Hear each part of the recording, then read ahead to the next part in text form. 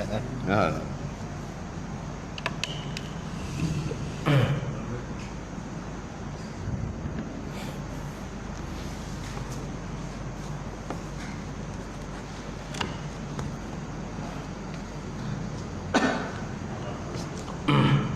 Kita buka majlis malam ni dengan sama-sama membaca kitab. Ila hadratin Nabi Muhammad Mustafa Rasulullah sallallahu alaihi wasallam wa ala kiram ashab ridham insyaallah. Al-Fatihah. A'udzu billahi minasyaitonir rajim. Bismillahirrahmanirrahim. Alhamdulillahi rabbil alamin. Arrahmanir rahim. Maliki yaumiddin. Iyyaka na'budu wa iyyaka nasta'in. Ihdinas siratal mustaqim. Siratal ladzina an'amta 'alaihim ghairil maghdubi 'alaihim waladdallin. Amin. Assalamualaikum warahmatullahi taala wabarakatuh. Alhamdulillahillazi nahmaduhu wa nasta'in wa nastahdi wa na'udzu billahi min syururi anfusina wa min sayyiati a'malina.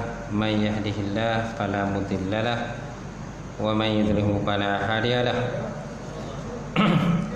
Asyhadu an la ilaha illallah wahdahu la syarikalah wa asyhadu anna Muhammadan abduhu wa rasuluh. Allahumma shalli wa sallim ala sayyidina wa maulana Muhammad imamil muttaqin wa qadidil mujahidin wa ala alihi wa sahbihi ajma'in. Amma ba'd. Qala Allah Subhanahu wa ta'ala fi kitabil azim ba'da auzubillahi minasyaitonir rajim. Qul hal yastawil ladzina ya'lamuna wal ladzina la ya'lamun innama yatazakkaru ulul albab. Sadaqallahul azim. Kata olehmu ya Muhammad, adakah sama orang yang mengetahui dengan orang yang tidak mengetahui? Hanya saja orang-orang yang menerima peringatan daripada Allah Subhanahu wa taala itulah orang-orang yang diberikan akal yang sempurna oleh Allah. Waqala Nabi sallallahu alaihi wasallam, "May yuridullahu bihi khairan yufaqihu fiddin." Maksudnya barang siapa dikenaki oleh Allah taala akan kebajikan, nescaya diberikan kepahaman di dalam agama. Alhamdulillah. Ya mati tuan-tuan imam kita. Tak lupa juga Tuan Bilal, seterusnya Tuan Siap, seterusnya pengurusi masjid, jawatan kuasa, bendahari, seterusnya, seterusnya tuan-tuan dan puan muslimin muslimat yang berbahagia. Alhamdulillah, kita merafakkan setinggi-tinggi puji dan syukur kepada Allah Subhanahu wa taala. Allah taala memilih kita malam ini untuk hadir sama-sama mengimarahkan rumah Allah SWT ini, samping kita sama-sama duduk untuk menghayati pengajian kita pada malam ini insya-Allah. Dan malam ini kita sambunglah kitab pengajian Aqidatun Najin fi ilmin usuluddin. Aqidatun Najin makna akidah orang-orang yang berjaya ataupun kelepasan lepas daripada sesat ataupun bid'ah, yang bicarakan masalah akidah Ahlussunnah wal Jamaah insya-Allah. Jadi malam ni kita dah berada di muka surat apa tu? Muka surat 16 kan? 16 baris apa tuan?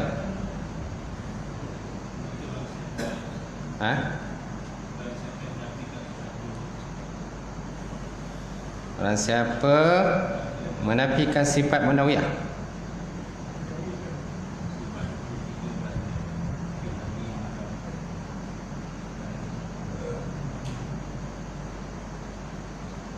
okey, barang siapa menafikan suatu sifat yang tiga bahagi situ. Okey, kalau Rumi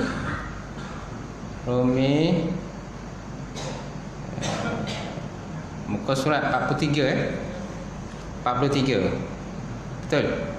Okey, 43 lah insya-Allah. Sebab ada yang pakai yang Rumi dan ada yang pakai Jawi. Baik, seterusnya kita sambung. Qala musannifu Allah taala wa nafa'ana bi ulumihi fi darain amin. dalam perkataanlah oleh musannif ataupun pengarang kitab, dan mudah-mudahan beliau mempraktikkan ilmunya dalam dua negara, itulah dunia dan akhirat. Maka barang siapa menafikan suatu sifat yang tiga bahagi yang pertama itu, atau dikatanya baharu atau syak ia pada baharunya, atau qadimnya, atau terhenti seperti bahawa tiada menghukumkan ia dengan bahawa qadim atau baharu, nescaya jadi kafir. Nescaya dia jadikan kafir. Nauzubillah min zalik. Ulang balik. Maka barang siapa menafikan suatu sifat daripada tiga bahagi pertama. Mana tiga bahagi pertama? Dia ada 4 bahagi kat atas tu kan. Sifat yang wajib bagi Allah ada 3 bahagi. Pertama sifat nafsiyah, kedua salbiah, ketiga maknawiyah, keempat ma'ani. Di sini diletakkan maknawiyah dulu, ma'ani kemudian. Betul tak? Sepatutnya kalau ikut urutan kan, sepatutnya ma'ani dulu, lepas tu baru maknawiyah. Faham kan? Jadi barang siapa menafikan satu sifat daripada 3 bahagi yang pertama, iaitulah menafikan sifat nafsiyah, menafikan sifat salbiah, dan menafikan sifat manawiyah. Ma'ani yang keempat, kalau ikut urutan tu kan. Betul tak yang atas tu? Betul ya? Jadi siapa menafikan satu sifat daripada 3 bahagi yang pertama itu, atau dikatanya baharu atau syak, atau pada baharunya atau qadimnya, dia ragu-ragulah baharu, ataupun dia ragu-ragu tentang baharunya atau qadimnya, atau terhenti seperti bahawa tiada menghukumkan ia bahawa ianya qadim ataupun baharu, ini saya jadi kafir. Ini saya jadi kafir. Sebenarnya kita kena tahulah mana satu sifat yang baharu bagi Allah, dan mana satu sifat yang baharu, dan mana satu sifat yang qadim. Kalau sifat-sifat nafsiyah, salbiyah, ma'nawiyah dan ma'ani ini semua dikirakan sebagai sifat yang qadim, yang wajib bagi Allah Subhanahu wa taala. Kerana bahawasanya lazim daripada ternafi suatu daripadanya kepada Allah, saya jadilah kekurangan.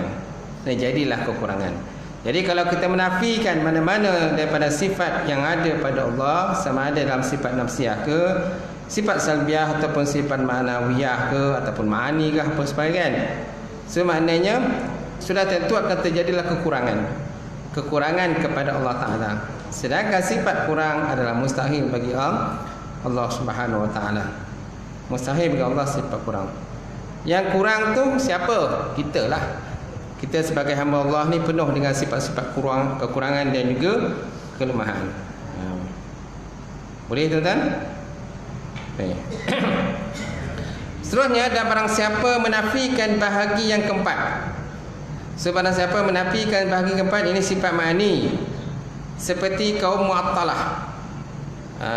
Nescaya tiada kufur ia, kerana bahawasanya tiada lazim daripadanya nafinya itu ialah kekurangan yang berdiri dengan zatnya Allah Ta'ala. Maka bahawasanya berkata ia qadirun, kuasa dengan tiada kudrat, atau muridun dengan tiada iradat. Demikianlah hingga akhirnya atas etikat mereka itu, atas etikat. Jadi etikat mereka begitulah. Etikat kita bukan begitu. Etikat kita ialah Allah Ta'ala wajib bersifat dengan sifat nafsiyah, sifat ma'ani, sifat salbiah, dan juga sifat manawiyah. Jadi ada kaum-kaum tertentu seperti kaum Mu'tazilah ni, dia tak faham, mungkin dia tak faham lah dalam bab sifat ma'ani ini. Sedangkan sifat ma'ani adalah sifat wujudi, ataupun sifat yang wajib bagi Allah Ta'ala, wujudi ataupun subuti. Sedangkan sifat yang lain seperti sifat nafsiyah ialah sifat halun, sifat salbiah termasuk dalam sifat amrul i'tibari, kemudian sifat manawiyah termasuk dalam sifat amrul i'tibari. Sedangkan yang keempat sifat ma'ani termasuk dalam sifat subuti ataupun sifat wujudi, subuti ataupun wujudi. Ulang balik Dan barang siapa menafikan bahagian keempat. Mana bahagian keempat? Mani tadi. Yang tadi dia nafikan yang 3, sekarang ni nafi yang nombor 4 pula. So barang siapa menafikan bahagian keempat, iaitulah sifat mani, seperti kaum Mu'tazilah, nah saya tiada kufur ataupun tidak kafir ya, kerana bahawasanya tiada lazim daripada nafinya itu kekurangan yang berdiri dengan zat Allah Ta'ala. Maka bahawasanya berkata ia qadirun dengan tiada kudrat, dan muridun dengan tiada edah. Demikianlah hingga akhirnya atas etikat mereka itu. Jadi etikat mereka itu begitulah. Baik, bagi kita tidak begitulah. Bagi kita tetap tidak menafikan mana-mana sifat yang wajib bagi Allah Ta'ala. Malah sifat yang wajib Allah Ta'ala itu sifat yang qadim, sedia dan kekal, sehingga sampailah bila-bila, sampailah hari kiamat. Sifat yang ada pada Allah. Faham kan? Macam tu. Baik, seterusnya kita masuk dalam wujud. Sifat yang wajib Allah Ta'ala yang pertama wujud. Dan kata musannaf, wahia wujud, dan ianya sifat yang wajib yang 20 bagi Allah, iaitulah yang pertama wujud. Apa makna wujud, tuan-tuan? Ada. Wujud ialah ada. Artinya yang 20 itu nama yang pertama namanya wujud.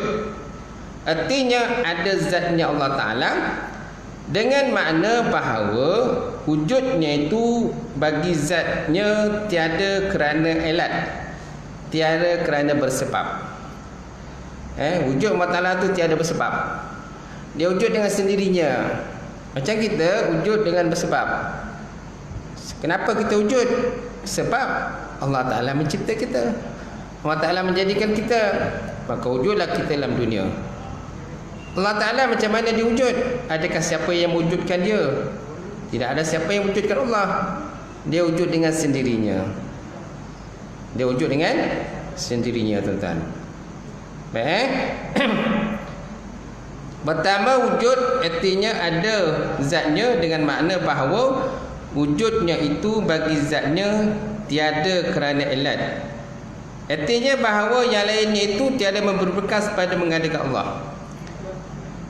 Artinya bahawa yang lainnya itu tiada memberi bekas pada mengadakan Allah, kerana Allah Ta'ala terjadi dengan sendirinya. Okey? Kalau kita ini, kita wujud hasil daripada bekasan perbuatan Allah, kerana Allah Ta'ala itu bersifat taksir. Kudrat Allah bersifat taksir. Taksir mana memberi bekas, memberi bekas. Kerana kudrat termasuk dalam sifat yang ada ta'aluk. Apa ta'aluk kudrat? Taksir, memberi bekas. Okey. Kemudian iradat, apa ta'aluk iradat? Takhsis menentukan. Dia nak menentukan sama ada A atau B. Itu dia katakan sifat takhsis yang ada bagi Allah Ta'ala. Kemudian sifat ilmun. Apa makna ilmun? Mengetahui. Apa ta'aluk ilmun? Inkishaf, terang ataupun terbuka. Itu ta'aluk ilmu yang ada pada Allah. Kemudian basar, melihat. Hayat hidup. Hayat ada sifat ta'aluk tak? Tak ada. Hayat tidak ada sifat ta'aluk. Kemudian sama' dan basar, mendengar dan juga melihat. Ada ta'aluk tak? Ada. Inkishaf juga, terbuka dan terang.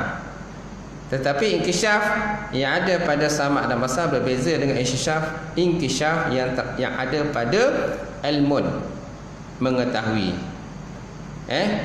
Kemudian kalam juga ada sifat ta'aluk, iaitulah ta'aluknya dilalah mana penunjuk ataupun petunjuk. Itu ta'aluk yang ada pada. Jadi ada sifat ta'aluk ada 6 saja. Yang lain tidak ada sifat ta'aluk. Faham kan? Ulang balik. Dan kata musannaf wahya wujud, artinya yang 20 itu pertama wujud. Artinya ada zatnya, dengan makna bahawa wujudnya itu bagi zatnya tiada kerana ilat. Artinya bahawa yang lainnya itu tiada memberi bekas pada mengadakan Allah. Dan bukan murad atau maksud bahawa dikata itu memberi bekas Dan bukan murad maksud bahawa zat itu memberi bekas ia pada mengadakan dirinya, kerana tiada berkata akan dia oleh orang yang berakal. Jadi zat Allah Ta'ala itu tidak membekas pada dirinya, kerana Allah Ta'ala itu terjadi dengan sendirinya. Jadi zat Allah Ta'ala itu tiada membekas pada mengadakan dirinya, kerana Allah Ta'ala itu terjadi dengan sendirinya. Jadi zat Allah Ta'ala tak perlu memberkaslah pada dirinya. Faham kan? Jadi. Dan hanya saja mendahulukan ia akan wujud atas yang lain itu, kerana bahawasanya ia seperti asal bagi yang barang yang lainnya. Jadi tuan-tuan, kenapa didahulukan wujud? Kerana wujud ni dikira macam pokok dia, tonggak dia, asal ataupun tonggak ataupun pokok dia. Jadi kalau kita nak kaitkan wujud sifat-sifat yang wajib Allah Ta'ala yang lain, mesti ada wujud dulu. Jadi wujud mesti yang pertama.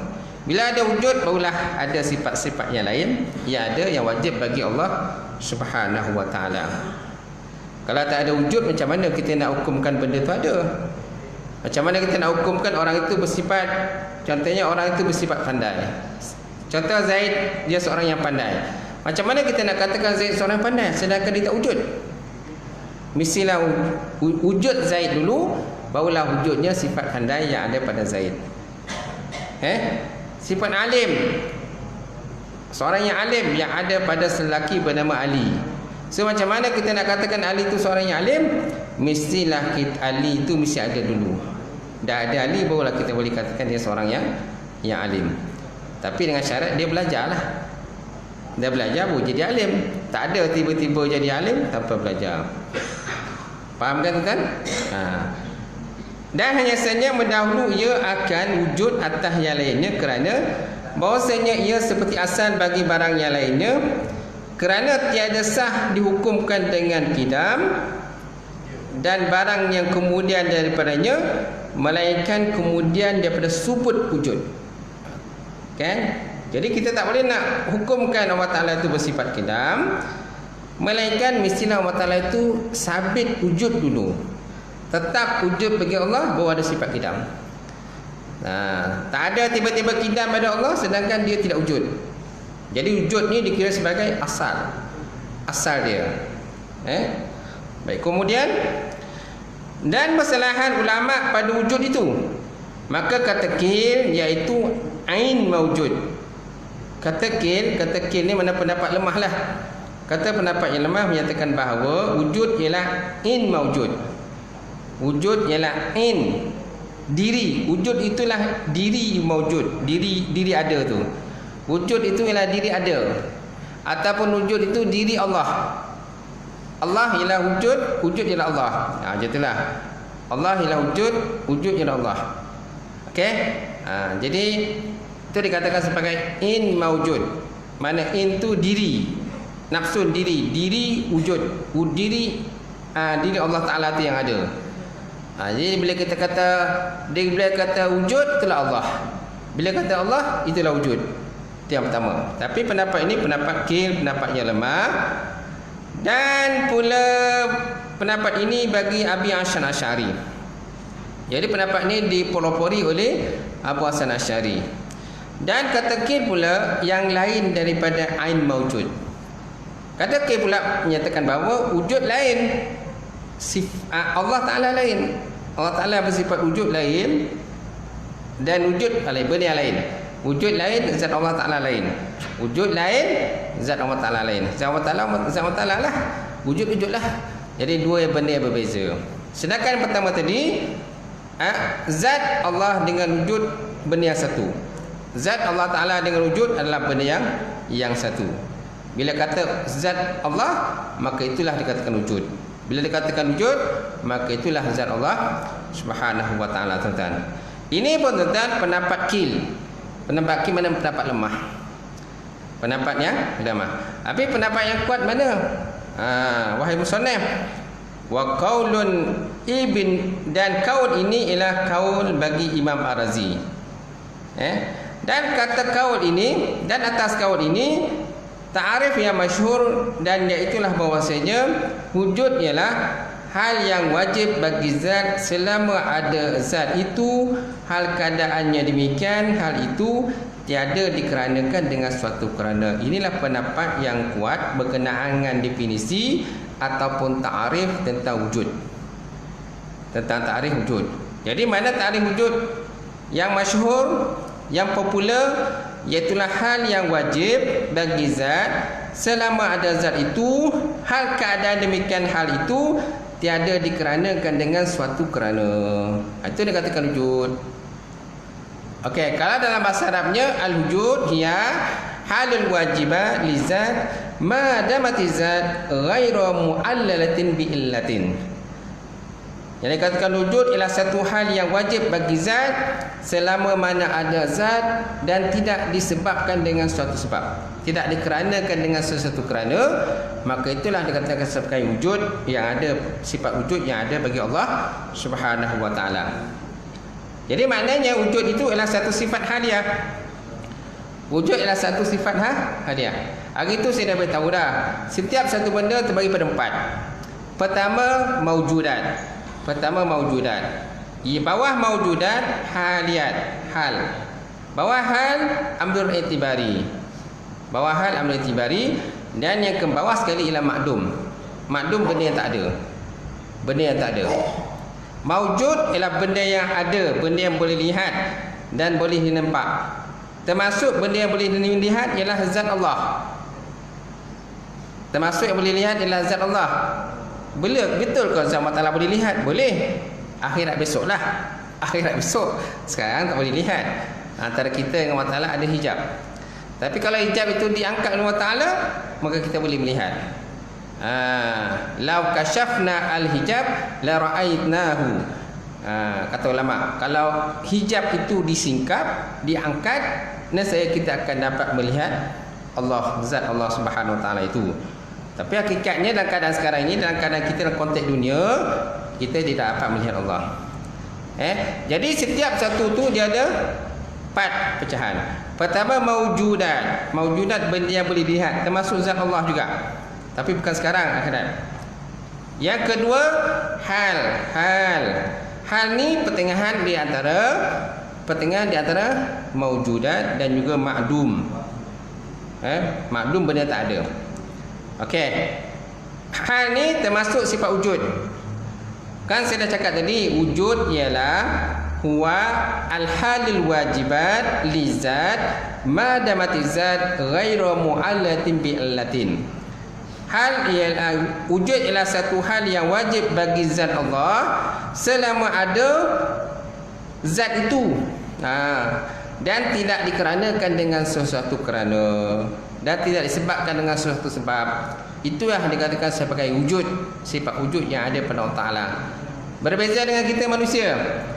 Kita manusia ini dikeranakan dengan suatu kerana. Kita wujud disebabkan dengan sesuatu sebab. Macam tu. Faham kan? Okey, yang ketiga amrul i'tibari hari itu. Apakah dikatakan amrul i'tibari? Amrul i'tibari ini ialah satu benda yang wujud pada akal kita, pada zihin kita, tapi pada kharij kita, pada luaran kita tak wujud. Luaran kita tak wujud. Kita katakan amrul i'tibari. Benda yang wujud yang ada pada akal kita, tetapi pada zahirnya tidak ada. Kan?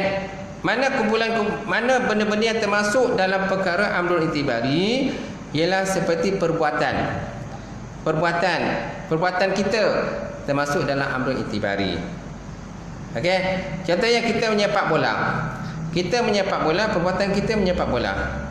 Jadi mana dikatakan perbuatan itu? Mana kata perbuatan itu? Kan? Bila kita pegang bola, ini bola. Bila kita pegang kaki kita, ini kaki. Kan? Bila kita pegang paha kita, paha, ini paha. Mana perbuatan menyepak bola tu? Ada tak ada? Ada. Perbuatan menyepak bola tetap ada. Tapi bila kita pegang tak ada, tak boleh rasa kan? Tak boleh rasa, tak boleh pegang. Itu dikatakan sebagai amrul i'tibari lah. Bertingkatkan bentuk termasuk dalam amrul i'tibari. Contohnya 4 segi kotak ni bersifat 4 segi. Okey, 4 segi sama. Ni termasuk dalam amrul itibari. Kenapa dia kata amrul itibari? Kerana dia ni, benda ni, empat segi ni wujud pada zihin kita, wujud pada akal kita, tetapi pada kharij, pada realitinya tak ada. Pada zahiriatnya tak ada. Bila kita pegang empat segi ni, kotak empat segi ni, yang kita pegang ni empat segi ke? Tidak. Kita pegang ni kotak. Yang kita pegang kotak. Habis mana empat segi? Ada tak empat segi tu? Ada tak? Ada. Empat segi tetap ada. Tapi bila kita pegang, ini kotak. Ini bukan empat segi. Nampak? Itu dia katakan amrul itibari. Faham kan? Kita juga dengan jarak, arah. Ini termasuk dalam amrul itibari. Okay? Dan yang bawah sekali itulah makdum. Makdum benda yang tak wujud, yang tak ada. Jadi wujud termasuk dalam sifat hal. Sifat haliyah. Dia duduk tengah-tengah antara maujud dan juga makdum. Okey? Habis Allah Ta'ala bersifat apa? Allah Ta'ala bersifat maujud lah. Allah Ta'ala atas sekali maujud. Apa makna maujud? Satu benda yang boleh dilihat dan dia boleh dipandang. Habis akhir di dunia tak nampak pun Allah? Memanglah tak nampak. Allah Ta'ala hanya boleh lihat di akhirat besok. Siapa yang boleh melihat? Orang-orang yang beriman sahaja. Orang yang tidak beriman tidak boleh melihat zat Allah Subhanahu wa ta'ala. Faham kan? Okey. Sambung lagi. Dan kaul ini ialah kaul bagi Imam Ar-Razi. Dan atas kaul ini ta'rif yang masyhur tentang wujud, iaitu bahawasanya hal yang wajib bagi zat. Wujud ialah hal. Dekat sebut hal tu termasuk dalam sifat hal adalah duduk antara mawjud dengan makdum. Itu sifat hal. Duduk di tengah-tengah macam tu. Hal yang wajib bagi zat selama ada zat itu, hal keadaannya demikian, hal itu tiada dikeranakan dengan suatu kerana. Jadi wujud pada Allah Ta'ala ni dia ada disebabkan, tidak disebabkan oleh suatu sebab. Dia jadi dengan sendirinya. Dia wujud dengan sendirinya. Itulah kelebihan yang ada pada sifat wujud yang ada pada Allah Ta'ala. Dan wujud ni termasuk dalam sifat nafsiyah. Wujud termasuk dalam sifat nafsiyah. Okey? Saya ulang balik. Bila sebut saya wujud, wujud dia termasuk dalam sifat haliyah. Bila sebut sifat salbiyah, sifat salbiyah tu yang qidam, baqa, muhalafatu ta'lil hawadis, qiyamat ta'ala bin nafsi, wahdaniyat. Wahdaniyat ni termasuk dalam amrul itibari. Ini termasuk dalam sifat amrul itibari. Kenapa kata amrul itibari? Kita tengok pada definisi setiap masing-masing. Contohlah qidam. Apa yang dikatakan qidam? Qidam ialah al-ibarah. Ibarat, kan? Satu ibarat yang nak menyatakan bahawa sifat Allah Ta'ala itu yang tidak ada permulaan kepada wujudnya. Sifat Allah Ta'ala yang tidak ada permulaan pada wujudnya, itu disebutkan sebagai qidam. Maka ialah satu ibarat nak menyatakan pada kita tentang zat Allah Ta'ala itu yang tidak ada akhir kepada wujudnya. Bila kata sebut ibarat, kan, maka dikatakan sebagai amrul itibari. Amrul itibari. Faham kan? Kemudian kudrat, iradat, ilmu, hayat, samad, bahasa, kalam. Ini termasuk dalam sifat wujudi. Sifat wujudi ataupun sifat subuti. Kerana kalau kita lihat kepada definisi dan takrif masing-masing itu mesti disebut pada awalnya sifatun wujudiyah, dia kata. Sifat wujudiyah al-qaimah bi zatillah ta'ala. Satu sifat yang wujudiyah yang berdiri pada zat Allah Ta'ala. Dan sambungan daripada setiap takrif itulah definisi itu. Mana bila kita sebut kudrat, iradat, ilmu, hayat, samad, mesti diawali dia punya definisi itu, takrif itu dengan sifat wujudiyah, sifat wujudiyah, sifat wujudiyah, sifat subutiyah ataupun sifat wujudiyah, samalah. Okey. Jadi mana kudrat, iradat, hayat, samad, bahasa, sampai kalam itu termasuk dalam sifat wujudi. Sifat wujudi ataupun sifat subuti. Kemudian boleh tengok sifat manawiyah lah. Sifat manawiyah termasuk dalam sifat amrul itibari juga. Amrul itibari. Kenapa? Bila kita tengok pada ta'rif, contoh ta'rif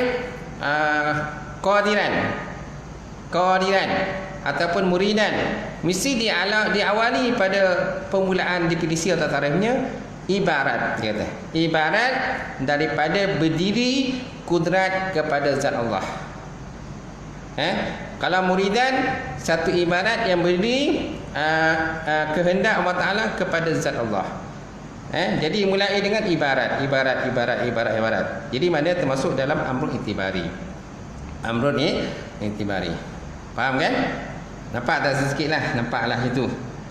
Jadi namanya disebut salah sifat wujud, maka dia termasuk dalam sifat hal. Sifat hal ya. Baik. Kemudian kita sambung lagi. Dan keluar dengan kata tiada dikeranakan dengan suatu kerana, ialah sifat manawiyah. Seperti kaunuhu qadiran. Kaunuhu qadiran, keadaan Allah Ta'ala yang berkuasa. Maka bahawasanya dielatkan dia dengan suatu elat. Elat menisebabkan.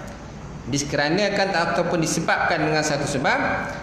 Dan iaitu kudrat yang berdiri dengan zat Allah. Itulah kudrat yang berdiri dengan zat Allah Ta'ala. Dan seperti kaunuhu muridan, keadaan Allah Ta'ala yang berkehendak. Maka bahawasanya keadaan Allah Ta'ala itu berkehendak itu dielatkan, dikeranakan dengan dia dengan suatu kerana. Disebabkan ada sifat kudrat, maka ada sifat iradat. Disebab ada sifat kudrat, ada sifat qadiran. Disebabkan ada sifat iradat, maka ada sifatnya muridan. Kaunu Ta'ala muridan. Kerana kaunu Ta'ala muridan ini termasuk dalam sifat manawiyah. Sedangkan kudrat termasuk dalam sifat ma'ani. Sifat ma'ani ialah sifat wujudi ataupun subuti. Sedangkan sifat manawiyah muridan ataupun qadiran ni termasuk dalam amrun itibari. Amrun itibari. Gitu. Benda yang ada pada zihin tetapi tidak ada pada kharij. Gitu. Dan iradat yang berdiri dengan zat. Dan seperti demikian itulah hingga akhir kepada sifat manawiyah. Jadi mana sifat manawiyah ini adalah kerana apa sifat manawiyah itu wujud? Kerana ada sifat ma'ani. Bila ada sifat ma'ani, mana adalah sifat manawiyah. Jadi maknanya sifat ma'ani ini adalah cabang ataupun anak daripada sifat ma'ani. Sifat manawiyah adalah cabang ataupun anak daripada sifat ma'ani. Ada sifat ma'ani dulu baru sifat ada sifat manawiyah. Macam tu. Jadi mana sifat ma'ani itu wujud dikeranakan dengan sifat manawiyah itu wujud dikeranakan adanya sifat ma'ani. Itu sebab dikeranakan. Faham kan? Dikeranakan. Macam tu. Baik, seterusnya, dan makna keadaan dielatkan, dikeranakan dengan suatu elat atau kerana, itu bahawasanya melazimkan bagi suatu yang lain daripada zat. Dan makna keadaan dielatkan, dikeranakan dengan suatu elat atau kerana itu, kerana bahawasanya melazimkan dia bagi satu sifat yang lain daripada zat. Mana ada sifat tambahan.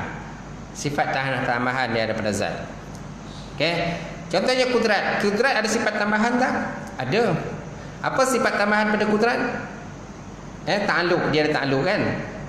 Apa ta'alluq kepada sifat kudrat? Ta'alluqnya iaitulah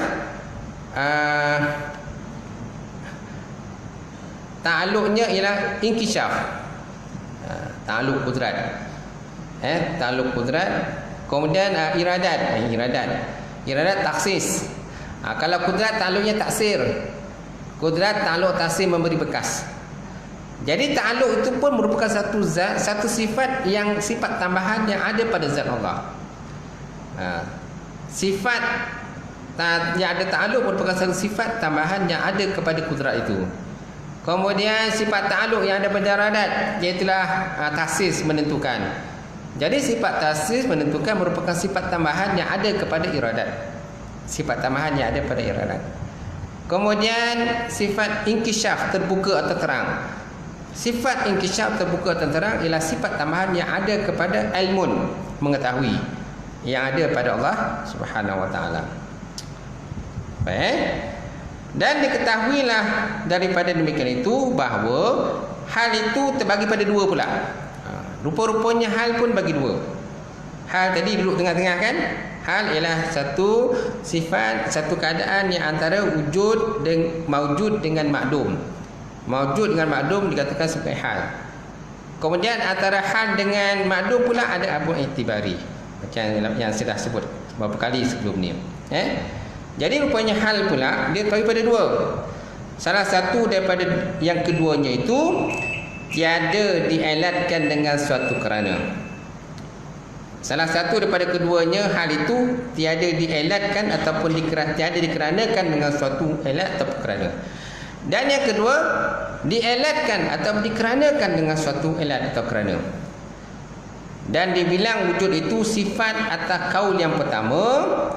Jadi tuan-tuan, dibilang ataupun dihitung wujud itu adalah satu sifat bagi kaul yang pertama, pendapat yang pertama, itulah pendapat Abu Hasan Asy'ari.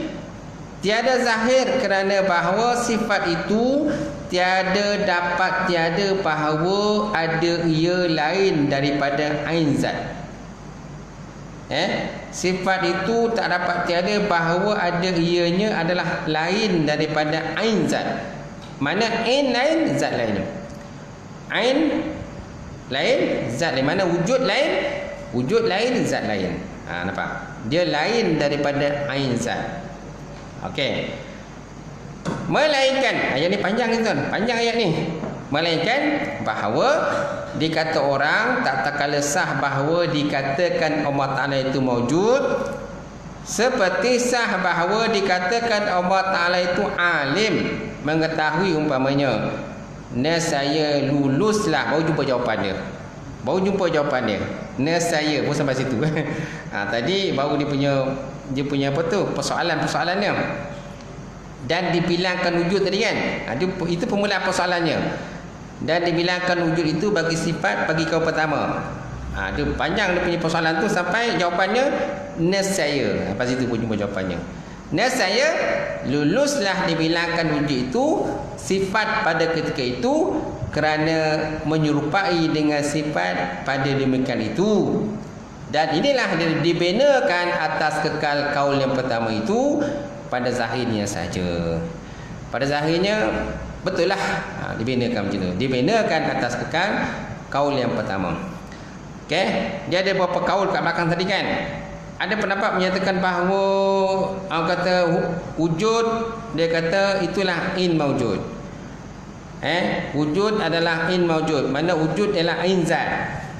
Ada pula pendapat menyatakan wujud adalah bukan ain zat, bukan ain maujud. Ada pula menyatakan wujud ialah haliyah. Yang paling kuat ialah wujud merupakan haliyah. Ini pendapat yang paling masyhur. Habis pendapat menyatakan wujud adalah ain maujud ke ghairu ain maujud, ni pendapat yang khilaf ulama. Kalau tak pegang pendapat ni pun tak apa. Kata musannif, kata pengaranglah. Kalau tak pegang pun tak apalah. Yang penting kita pegang wujud ialah satu hal yang wajib bagi zat Allah Subhanahu Wa Taala selama mana ada zat itu dan tiada disebabkan dengan suatu sebab, tiada dikeranakan dengan sesuatu kerana. Ulang balik dan dibilangkan wujud. Ulang balik atas tadi. Hal terbagi dua tadi kan. Satu hal yang dikeranakan dengan satu kerana, yang kedua hal yang tidak dikeranakan dengan satu kerana. Dan dibilangkan wujud itu sifat atas kaul yang pertama, iaitu kaul Abu Hasan Asy'ari. Tiada zahir kerana bahawa sifat itu tak dapat tiada bahawa ada ia lain daripada ain zat. Ialah sifat satu benda yang lain daripada ain zat. Kalau kita katakan wujud itu sifat, maka dia bukan zat Allah. Dia bukan zat. Zat tetap zat. Zat Allah tetap zat Allah. Wujud kalau merupakan sifat. Sifat hanya duduk menempel pada zat Allah. Kan? Ada pula kaul tadi menyatakan bahawa bila sebut wujud itulah zat Allah. Bila sebut zat Allah itulah wujud. Kan? Itu pendapat pertama dia kan. Pendapat kedua menyatakan bahawa wujud lain, zat lain. Wujud merupakan sifat. Zat Allah Ta'ala zat. Jadi sifat duduk menempel dengan zat Allah. Nampak tak? Itu pendapat kedua tu kan. Okey. Baik, kemudian jadi kerana bahawa sifat itu tak dapat tiada bahawa ada ia lain daripada ain zat. Jadi sifat itulah lain daripada ain zat. Zat-zat, sifat-sifat. Gitu kan? Gitu. Melainkan bahawa dikata orang tak kala sah bahawa dikatakan Allah Ta'ala itu maujud, seperti sah bahawa dikatakan Allah Ta'ala itu alim, mengetahui umpamanya, saya luluslah dibilangkan wujud itu sifat. Saya luluslah zat itu dibilangkan sebagai satu sifat. Pada ketika itu kerana menyerupai dengan sifat pada demikian tadi. Jadi kalau kita nak katakan dia sifat, sudah tentu mestilah kena sama dengan alim. Kerana sifat alimun adalah sifat, merupakan satu sifat yang duduk menempel pada zat Allah Subhanahu Wa Taala. Jadi kalau kita nak katakan bahawa wujud itu merupakan satu sifat, mestilah kita masuk kategori dalam sama seperti sifat alim, mengetahui. Kerana sifat alim ini merupakan satu sifat yang duduk pada zat Allah. Wujud pun merupakan satu sifat yang duduk pada zat Allah. Tetapi ada khilaf ulama berkenaan sama ada wujud ni sifat ataupun bukan sifat. Macam tu. Tapi kita tak perlulah ambil tahu sangatlah tentang perkara-perkara khilaf itu. Dan yang sebenarnya ditakwilkan dia seperti barang yang dikata oleh Sa'ad dan lainnya daripada segala ulama yang muhaqqiqin, ulama yang tahqiq yang kuat, dengan bahawasanya muradnya itu, maksudnya itu tiada pekerjaan yang lebih atas maujud dengan sekira-kira dilihat akan dia, tetapi dia merupakan hanya pekerjaan iktibari sahaja. Jadi wujud itu kata ulama-ulama seperti Sa'ad dan juga sebahagian dan lain segala ulama yang muhaqqiqin yang tahqiq, dia kata bahawa wujud ini dia bukan satu pekerjaan yang lebih di atas maujud, di atas zat Allah, dengan sekiranya sampai dia boleh dilihat, tetapi dia hanyalah pekerjaan amrul itibari saja. Sebenarnya kalau ikut pada kaul ini bahawa wujud merupakan amrul itibari, bukan hal. Berbeza dengan pendapat yang masyhur yang kuat menyatakan bahawa wujud merupakan hal, bukan amrul itibari. Hal boleh? Boleh pemperah lah kan. Pembahasan dia kitab ni memang tinggi. Kalau tuan-tuan tak apa sifat 40, poning lah kepala. Sifat 20 tuan-tuan kena hafal lah. Kena hafal kan, tahu makna je. Wujud, kidam, maka semua tahu makna kan. Jadi kalau tahu makna tu baru masuk yang ranking tinggi ni. Ni dah kira ranking tinggi ni. Ini ranking imam-imam ni. Imam-imam ni kan. Orang otai-otai kan. Jadi kalau orang yang baru-baru ni mungkin dia pening lah, dia tak faham apa benda lah ustaz ni cakap kan. Macam tu. Sebab dia tauhid ni dia ada tingkatan bawah, pertengahan, tingkatan atas kan. Tuan-tuan tengoklah tuan-tuan ni berada di level mana. Level bawah ke, level tengah-tengah ke, level tinggi. Kan ni dah termasuk dalam level yang tinggi.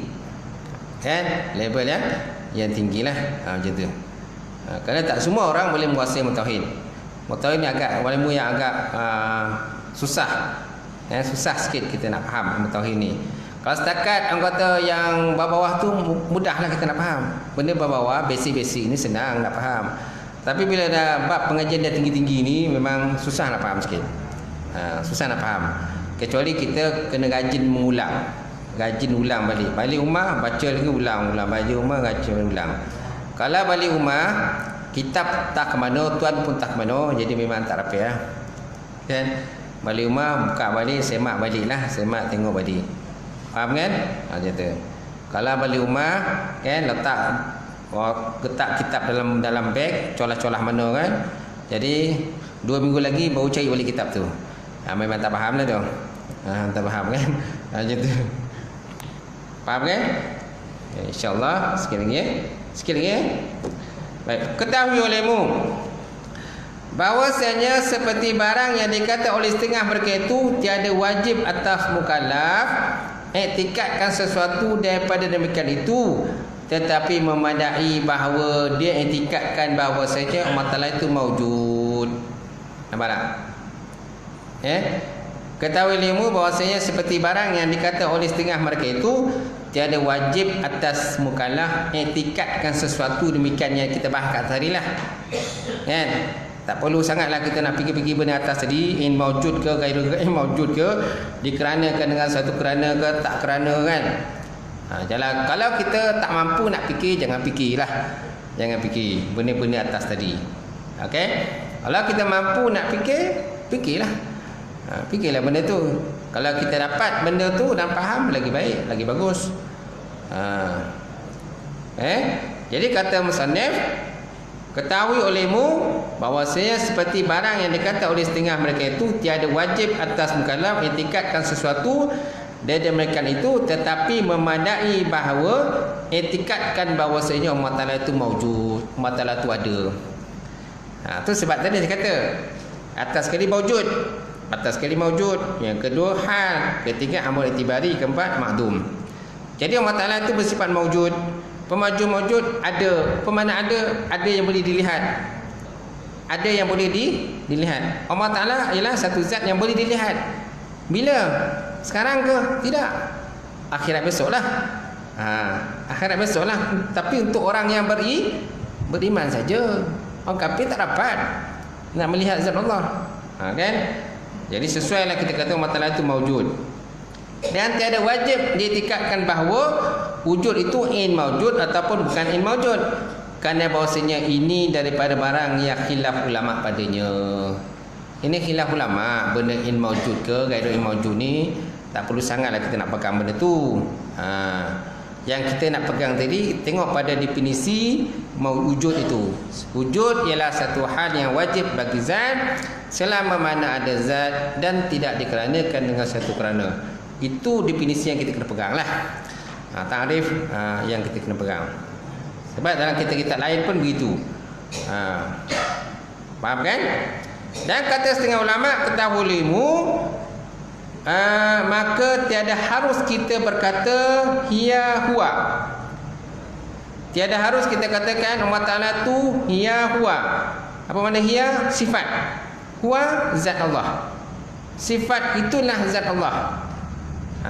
Hiya ni kata nama hiya, huwa ni kata nama, ganti nama diri. Hiya huwa, dianya sifat itu merupakan zat Allah. Tak boleh, tak perlu nak kita katakan begitu. Dan tidak harus pula kita katakan hiya ghairuh. Sifat itu lain daripada in zat Allah. Sifat itu lain daripada zat Allah. Tak perlu pun kita cakap macam tu.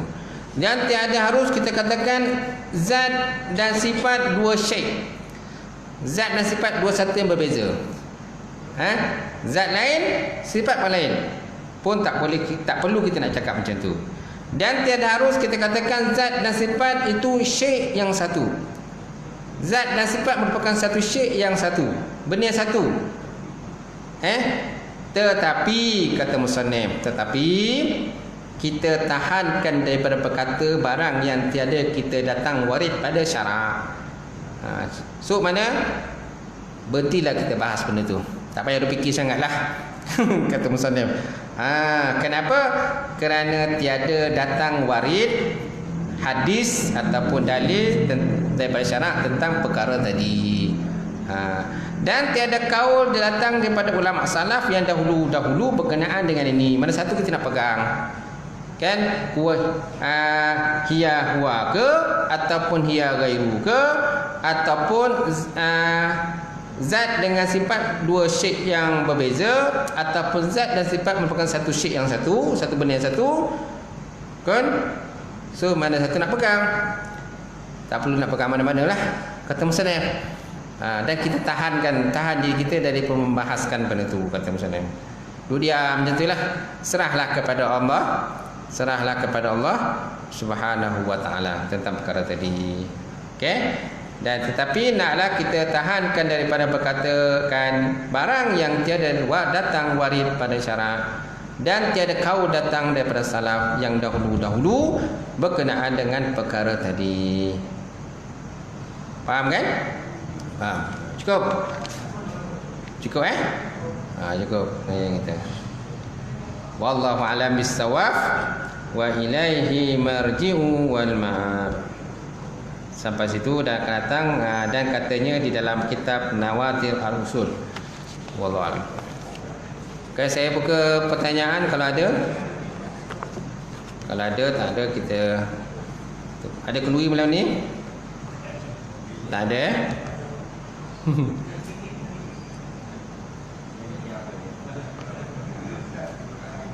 Ha? Tak ada kenduri lah. Biasa ada kenduri kan? Ada soalan? Tak ada? Ya, tak ada apa ya. Auzubillahi minasyaitonir rajim. Bismillahirrahmanirrahim. Alhamdulillahirabbil alamin wassalatu wassalam ala asyrafil mursalin wa ala alihi washabbihi ajmain. Allahumma zidna ilman nafi'a wa yaqinan shadiqan wa 'ilman mutaqabbalan rizqan halalan mubarakatan katsira wa siyana fataya alim wa lana qulubana bi nuri ma'rifataka wa faham arifin. Allahumma faqina fi din Allahumma faqina bi Allahumma inna na'udzubika min ilmin la yarfa wa min nafsin la tashba wa min du'ain la istajaba laha bi rahmatika ya arhamar rahimin. Rabbana zidna ilma, Rabbana zidna ilma, Rabbana zidna ilma, Rabbana atina fid dunya hasanah wa fil akhirati hasanah wa qina azabannar. Subhana rabbika rabbil izzati amma yasifun wa salamun alal mursalin. Alhamdulillah. Qabarallahu minkum.